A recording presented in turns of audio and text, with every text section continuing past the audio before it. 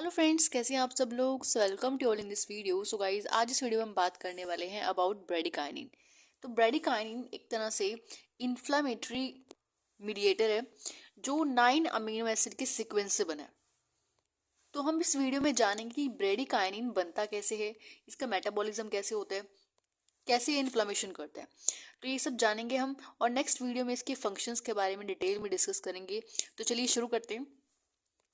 यहाँ पे हमारे पास जो ब्रेडिकाइनिन है वो एक तरह से केमिकल मीडिएटर है, रिस्पॉन्सिबल है किसके लिए, इन्फ्लामेशन के लिए, और हमारे बॉडी में जो फिजियोलॉजिकल फंक्शंस होते हैं उनके लिए रिस्पॉन्सिबल है। और यहाँ पे जो ब्रेडिकाइनिन है वो बेसिकली 9 अमीनो एसिड के सीक्वेंस से मिलकर बना हुआ है। ठीक है, तो यहाँ पे इसको हम नैनो पेप्टाइड भी बोल देते हैं। तो पेप्टाइड मीडिएटर है, ठीक है, क्योंकि 9 अमीनो एसिड से मिलकर बना है। और एक चीज इंपॉर्टेंट क्या है यहाँ पे कि अगर ब्रेडिकाइनिन कम अमाउंट में रिलीज हो रहा है तो यहाँ पे एक्यूट इन्फ्लेमेशन करेगा। ठीक है, यानी इतना भी ब्रेडिकाइनिन रिलीज नहीं हो रहा कि इंसान को क्रोनिक इन्फ्लेमेशन हो जाए।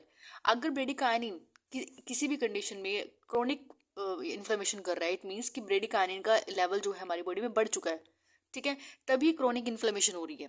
और क्रोनिक इन्फ्लेमेशन ये बहुत ज़्यादा खतरनाक है। देखो, एक्यूट में तो क्या हुआ कि ब्रेडिकाइनिन इतना ऐसा नहीं कर रहा, वो ये छोटा मोटा चलता रहता है। लेकिन क्रोनिक में यानी लंबे टाइम से चल रहा है इन्फ्लेमेशन, तो यहाँ पे ब्रेडिकाइनिन का जो लेवल है वो इंक्रीज हो जाता है। इस वजह से डेथ भी हो सकती है। क्यों? क्योंकि देखो यहाँ पे जो ब्रेडिकाइनिन का मेन जो असर होता है वो हमारे रेस्पिरेटरी ट्रैक में होता है। अब रेस्पिरेटरी ट्रैक में ही इन्फ्लेमेशन हो जाती है, वो भी क्रोनिक, तो इंसान की डेथ तो मतलब वो पूरी है, ओके है ना, कि इंसान की डेथ होगी इस कंडीशन में। तो यहाँ पे रेस्पिरेटरी एंजियोएडिमा हो जाता है। ठीक है, अब देखो रेस्पिरेटरी आ गया तो बहुत ही खतरनाक कंडीशन है ये। तो ये छोटी सी इंफॉर्मेटरी मतलब आगे का वो था। ये 2-3 लाइनें आपको जाना जरूरी थी, आगे आपको बहुत हेल्प करेंगी। तो अब हम बात करते हैं कि ब्रेडिकाइनिन बनता कैसे है। इसकी थोड़ी सी जो प्रोसेस है ना वो थोड़ी लंबी है। तो मेरे अकॉर्डिंग आपको एक नोटबुक और पेन लेना है, जिसमें जो जो स्टेप होंगे वो एज इट इज आपको छापना है। ठीक है, और आपको एकदम से वो जो जो भी पूरे स्टेप्स होंगे वन बाय वन लिखोगे तो एकदम से आपको क्या होगा, क्रिस्टल क्लियर हो जाएगा सारा। और मैं आपको सारा एक ही वीडियो के अंदर कवर करा दूंगी। थोड़ा सा वीडियो लॉन्ग होगा बट आपको सारा कंसेप्ट क्लियर हो जाएगा। तो चलिए शुरू करते हैं। यहाँ पर हमारे पास ये ब्लड वेसल है। ब्लड वेसल के अंदर देखो, जब भी, अब आपको एक कंडीशन पता होनी चाहिए कि हमारी ब्लड वेसल जो है वो एंडोथेलियम लेयर एंडोथेलियम सेल से मिलकर बनी होती है। उसके बाद उसके अराउंड एक हमारे पास कोलेजन होता है। ठीक है, अब देखो, जब भी एंडोथेलियल लेयर हमारी डैमेज होती है या इंजर्ड होती है तो इस कंडीशन में क्या होता है, जो कोलिजन है ये हमारे ब्लड के कांटेक्ट में आता है। ठीक है, यानी देखो, जब भी हमारे एंडोथेलियल सेल्स जो टिश्यूज होते हैं वो डैमेज होते हैं, इंजर होते हैं, तो यहाँ पे जो कोलेजन है ये कोलेजन ब्लड के सीधा कांटेक्ट में आता है। और यहाँ पे देखो, जो भी, अब देखो ब्लड के अंदर बहुत सारी चीजें प्रेजेंट होती हैं। यहाँ पे हमारे पास जो क्लोटिंग फैक्टर 12 है, हैगमन, वो भी प्रेजेंट है, लेकिन ये इनएक्टिव फॉर्म में प्रेजेंट है। अभी एक्टिव फॉर्म नहीं है ये। एक्टिव कब होता है, जब भी हमारे जब जब इंजरी होगी और यहाँ पे जो कोलेजन है ये ब्लड के कॉन्टेक्ट में आएगा, तब क्लोटिंग फैक्टर 12 एक्टिवेट होगा। ठीक है, और देखो ब्लड में हमारे पास यहाँ पे एक तरह से प्री कैलिक्रीन भी है, ये भी इनएक्टिव फॉर्म में प्रेजेंट है। प्री कैलिक्रीन जो है ये इनएक्टिव फॉर्म है, ये कैलिक्रीन का इनएक्टिव फॉर्म है। ठीक है, आगे जाके प्री कैलिक्रीन कैलिक्रीन में कन्वर्ट हो जाता है।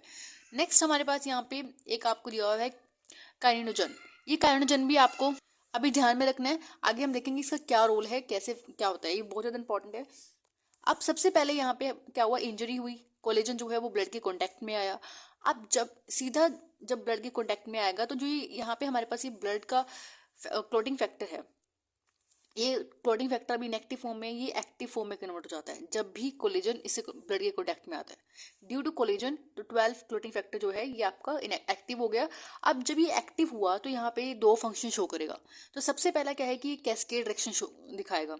ठीक है, जो भी हमारी ये नॉर्मल क्लोटिंग वो होती है ना, कैस्केड रिएक्शन आपने पढ़ी होगी, तो वो पहले वो होगा। दूसरा क्या है कि जो प्री कैलिक्रीन हमारे ब्लड के अंदर प्रेजेंट था, ये प्री कैलिक्रीन, इस 12 एक्टिव फॉर्म ने प्री कैलिक्रीन को कैलिक्रीन में कन्वर्ट कर दिया। एक्टिव फॉर्म क्या है इसकी, कैलिक्रीन। अब ये कैलिक्रीन फर्दर क्या करता है, देखो एक चीज ध्यान रखना, जो कैलिक्रीन होता है ना ये हमारे प्लाज्मा में भी प्रेजेंट होता है। एक होता है प्लाज्मा कैलिक्रीन, एक होता है टिश्यू कैलिक्रीन। अब प्लाज्मा कैलिक्रीन जो होता है बेसिकली ये आपके ब्रेडिकाइनिन की फॉर्मेशन में यहाँ पे हेल्प करेगा आगे। अब देखो, जो ये ब्रेडिकाइनिन जब बनेगा ना, तो ये जो कैलिक्रीन है जो एक्टिव फॉर्म में कन्वर्ट हुआ है, ये एक तरह से एज अ यहाँ पे मीडिएटर इस्तेमाल होगा। अब देखो यहाँ पे जो ये बना था हमारे ब्लड में, ये भी प्रेजेंट है, क्या बोलेंगे हम इसको, काइनोजन। तो काइनोजन क्या होगा, ये basically high molecular weight kininogen present होता है, ठीक है, ये प्लाज्मा के अंदर प्रेजेंट होता है। ये काइनोजन जो है, ये कैलिक्रिन जो एक्टिव फॉर्म थी, इसकी प्रेजेंस में यहाँ पे ब्रेडिकाइनिन में कन्वर्ट हो जाएगा, ठीक है। तो यहाँ पे इस तरह से ब्रेडिकाइनिन की फॉर्मेशन होती है, ठीक है। अब हम इसको ही हम क्या बोलते हैं, कैलिक्रीन काइनिन सिस्टम बोलते हैं। अब कैलिक्रीन काइनिन बन रहा है यहाँ पे सिस्टम, ठीक है। तो इस तरह से कैलिक्रीन काइनिन सिस्टम चलता है। अब मैंने यहाँ पे सीधा इसको ब्रेडिकाइनिन का मेटाबॉलिज्म भी दिखा दिया। ये डेस अर्जिनिन ब्रेडिकाइनिन में कन्वर्ट होकर एज अ मेटाबोलाइट है ये, ठीक है। मेटाबॉलिज्म होने के बाद ये डेस अर्जिनिन ब्रेडिकाइनिन में कन्वर्ट हो जाता है, ठीक है। अब देखो यहाँ पे एक चीज मैंने आपको बताई थी कि ब्रेडिकाइनिन जो होता है, एक तो प्लाज्मा वाला ब्रेडिकाइनिन होता है, और देखो प्लाज्मा ब्रेडिकाइनिन किस वजह से बन रहा है, जो प्लाज्मा कैलिक्रीन की वजह से बना है, ठीक है। ये एक्टिव फॉर्म में अब देखो यहाँ पे एक प्लाज्मा कैलिक्रीन होता है, एक टिश्यू कैलिक्रीन होता है। अब प्लाज्मा कैलिक्रीन आपको समझ आ गया, वो आपके ब्रेडिकाइनिन का फॉर्मेशन करेगा। अब टिश्यू कैलिक्रीन क्या करता है, ये देखो वहां पे हाई मोलिकुलर वेट ले रहा था, यहाँ पे लो मोलिकुलर वेट जो है, लो मोलिकुलर वेट ऑफ जो काइनोजन है, ये टिश्यूज के अंदर होता है, ठीक है। अब यहाँ पे ये टिश्यू कैलिक्रीन की हेल्प से ये कैलिडीन में कन्वर्ट हो जाता है। देखो कैलिडीन, यहाँ पे कैलिडीन बना है, वहां पे ब्रेडिकाइनिन बना था। अब कैलिडीन जो होता है वो 10 अमीनो एसिड से मिलकर बना होता है, और ब्रेडिकाइनिन हमारा क्या होता है, 9 अमीनो एसिड्स का होता है। अब देखो यहाँ पे जो ये टिश्यू वाला है ना, ये दोनों चीजें करता है, ये प्लाज्मा वाले को भी एक्टिवेट करता है, ब्रेडिकाइनिन भी बनाता है ये, और यहाँ पे ये आपका कैलिक्रीन को बनाता है। ब्रेडिकाइनिन कैसे बना रहा है, देखो यहाँ पे हाई मोलिकुलर वेट को टिश्यू कैलिक्रीन की हेल्प से ब्रेडिकाइनिन भी बन रहा है, तो यहाँ पे दोनों चीजें बन रही है, ठीक है। अब देखो यहाँ पे जो कैलिक्रीन जो है, ये ब्रेडिकाइनिन में कैसे कन्वर्ट हो सकता है, बहुत ही सिंपल प्रोसेस है। अगर यहाँ पे 10 अमीनो एसिड है, तो यहाँ से एक अमीनो एसिड निकालो और 9 अमीनो एसिड रह जाएंगे, तो क्या होगा, ब्रेडिकाइनिन बन जाएगा। देखो यहाँ पे कैलिडीन में से हमने क्या किया, एक अमीनो एसिड निकाला, इसकी हेल्प से, अमीनो पेप्टाइडेज की हेल्प से, ये एक तरह से एंजाइम है, और ब्रेडिकाइनिन बन जाएगा, ठीक है। अब यहाँ पे क्या होता है, ये मैंने दोबारा से आपको मेटाबॉलिज्म वाला सिस्टम दिखा दिया कि ब्रेडिकाइनिन का मेटाबॉलिज्म डैश आर्जिनिन ब्रेडिकाइनिन है, और इसका भी मेटाबॉलिज्म होता है, इसका मेटाबॉलिज्म होता है डैश आर्जिनिन का, यहाँ पे कैलिडीन में बन जाता है। सिर्फ यहाँ पे ब्रेडिकाइनिन है तो यहाँ पे कैलिडीन लग जाएगा, ठीक है। सेम ये चीज बनेगा, देखो डैश आर्जिनिन, मैं इसको शॉर्ट फॉर्म लिख रही हूँ, और यहाँ पे कैलिडीन, ठीक है। अब देखो मेटाबॉलिज्म में एंजाइम कौन कौन सा हेल्प करेगा, ब्रेडिकाइनिन से ये जो मेटाबोलाइट बन रहा है, ये किसके एंजाइम की हेल्प से बन रहा है, यहाँ पे एसी, ये आपने सुना होगा, ठीक है, ये आपने हाइपरटेंसिव में पढ़ा होगा, आई होप आपको याद होगा। तो एसी इनहिबिटर्स आपने सुने भी होंगे जब हम हाइपरटेंशन में देते हैं। और यहाँ पे नेप्रोलाइसिन लाइसिन ये होता है, बेसिकली इन दोनों की हेल्प से ब्रेडिकाइनिन यहाँ पे कन्वर्ट हो जाता है, इनका डिग्रेडेशन प्रोडक्ट होता है ये, ठीक है। अब देखो एक इंपॉर्टेंट चीज है, जब हम ब्रेडिकाइनिन के रिसेप्टर्स पढ़ेंगे तो हमारे दो रिसेप्टर्स होते हैं, ब्रेडिकाइनिन 1 एंड ब्रेडिकाइनिन 2। अब ये ब्रेडिकाइनिन 2, वो ये क्या लिखा मैंने, देखो सिंपल है। अब ब्रेडिकाइनिन जो होता है ना, ये ज्यादातर मेजोरिटी ऑफ टाइम ये क्या करता है, B2 से, B2 जो रिसेप्टर होता है उससे बाइंड करता है, ठीक है, और फिर अपना एक्शन शो करता है। और जो यहाँ पे ये मेटाबोलाइट बना है ना, ये भी अपना एक्शन शो करता है। ये किसके साथ एक्शन शो करेगा, जब B2, जो B2 वाला रिसेप्टर है उसके साथ बाइंड करके एक्शन शो करेगा। इसके फंक्शन हम नेक्स्ट वीडियो में देखेंगे। और एक चीज आपने यहाँ पे नहीं सीखी थी, ये वाली नेप्रोलाइसिन क्या होता है। नेप्रोलाइसिन एक तरह से मिटालोपेप्टाइड होता है। मिटालो क्यों बोल रहे हैं, क्योंकि यहाँ पे जिंक एसोसिएटेड होता है, ठीक है। तो इस वजह से हम बोल रहे हैं इसको मिटालोपेप्टाइड एंजाइम होता है एक तरह से, जो आपके ब्रेडिकाइनिन के डिग्रेडेशन में हेल्प करता है। और इस पार्ट को एक बार सीक्वेंस में लिख के देखना, आपको सारा लर्न हो जाएगा। एक बार अगर आपने पूरी वीडियो एक बार नोट डाउन भी किया है ना नोटबुक में अच्छे से, तो भी आपको सारे स्टेप बाय स्टेप लर्न हो जाएंगे, ठीक है। और देखो यहाँ पे मैंने सब लिखा हुआ है कि ब्रेडिकाइनिन B2 से रिसेप्टर से अटैच करेगा, और डैश अर्जिनिन ब्रेडिकाइनिन जो है वो B1 रिसेप्टर से अटैच करेगा। और इन रिसेप्टर से अटैच करके, बाइंड होकर के, तो क्या क्या फंक्शन आएंगे वो हम नेक्स्ट वीडियो में देखेंगे।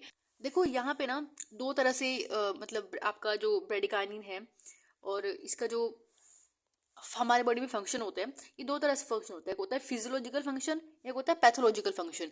पैथोलॉजिकल फंक्शन में क्या होगा, ये बीमारियां देगा। जैसे मैंने आपको बताया था कि ये क्रोनिक इन्फ्लेमेशन कर देता है। अगर ब्रेडिकाइनिन ज्यादा अमाउंट में रिलीज हो जाता है हमारी बॉडी में, तो क्या होगा, हमारी बॉडी में जब भी ब्रेडिकाइनिन का अमाउंट बढ़ता है तो ब्रेडिकाइनिन क्रोनिक इन्फ्लेमेशन करता है, क्योंकि ब्रेडिकाइनिन का मेन फंक्शन क्या है, क्रोनिक इन्फ्लेमेशन करना होता है। अगर ब्रेडिकाइनिन बढ़ेगा तो इन्फ्लेमेशन बढ़ेगी, तो इन्फ्लेमेशन बहुत लंबे टाइम तक चलेगी। तो इसका ब्रेडिकाइनिन का सबसे खतरनाक रोल क्या है कि हमारा रेस्पिरेटरी ट्रैक पे अटैक करता है, रेस्पिरेटरी ट्रैक में ही इन्फ्लेमेशन कर देता है, ठीक है। तो इसलिए बहुत ज्यादा खतरनाक है ये। तो पैथोलॉजिकल कंडीशन मैंने आपको बताई कि वो रेस्पिरेटरी वाला, ठीक है। फिजियोलॉजिकल फंक्शंस भी है कि जैसे कि हमारे ब्लड वेसल्स में जाके ये नाइट्रोक्साइड करता है, वैसोडाइलेशन कर देता है। बाकी हम नेक्स्ट वीडियो में देखेंगे फंक्शंस।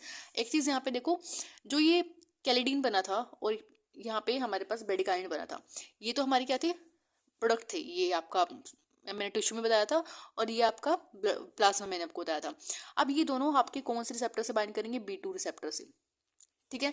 और जो ये मेटाबोलाइट्स प्रोडक्ट है दोनों, ये आपके B1 से अटैच करेंगे, B1 रिसेप्टर पे जाके बाइंड करेंगे, ठीक है। तो ज़्यादातर जो B2 वाला है ये आपका फिजियोलॉजिकल रोल देता है हमारी बॉडी में, ठीक है, फिजियोलॉजिकल रोल होते हैं। और जो ये हमारे पास ये है B2 वाला है, सॉरी B1 वाला है, ये हमारे पास पैथोलॉजिकल हमारी बॉडी में रिस्पॉन्स शो करता है, ठीक है। तो ये दोनों डिफरेंस आप ध्यान रखना, ये आपका पैथोलॉजिकल करेगा, ये फिजियोलॉजिकल करेगा। पैथो आपको समझ आता है ना, पैथो यानी डिसीजेस वाली, और फिजियोलॉजिकल वो होता है जो हमारे बॉडी में नॉर्मल फंक्शन चलता है, ठीक है। और एक चीज़ और, यहाँ पे कैलिक्रीन कैनिन रिएक्शन सिस्टम इसको हम बोलते हैं, ठीक है। कैलिक्रीन इस वजह से, और यहाँ पे कैनिन हमारा बन रहा है इस वजह से हम इसको बोल रहे हैं कैलिक्रीन कैनिन सिस्टम। ये मैंने आपको शुरुआत में बता दिया था। तो ये इस वीडियो के लिए सफिशिएंट है। नेक्स्ट पार्ट में हम ब्रेडिकाइनिन के फंक्शंस देखेंगे। So thank you for watching this video. Have a nice day.